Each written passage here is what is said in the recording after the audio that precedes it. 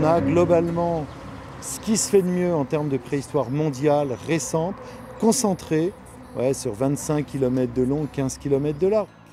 L'idée, c'est de le faire à pied. L'idée, c'est vraiment de déambuler, de prendre son temps.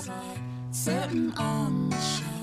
paysages sont extrêmement variés. On a des versants sud où on a des végétations et un sol de type méditerranéen, et on a des versants nord où on a d'un seul coup des forêts qui sont des forêts de tout autre ordre. C'est une balade pour remonter un petit peu sur nos origines, sur de là où on vient. Les premiers hommes étaient ici il y a 450 000 ans. On est encore ici aujourd'hui. Qu'est-ce qui s'est passé entre-temps, tout simplement? Une continuité comme ça, de 400 000 ans à aujourd'hui, avec à peu près toutes les traces de toutes les époques, moi j'en connais pas d'autres dans le monde. La préhistoire, elle est là, elle est présente, et tout le monde peut le voir, et puis tout le monde y a accès. Je peux montrer aussi une patte détachée.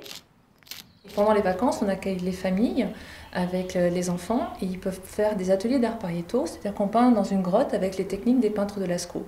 Donc on revisite toute la palette des peintres de Lascaux. Surtout, ça fait une petite pause ludique au milieu de la journée. Quand ils rentrent ici, dans cet endroit, ce qui les impressionne, je pense, c'est le volume, la forme de la grotte. Et les moins intéressés, parfois, au mois de juillet-août, sont surpris.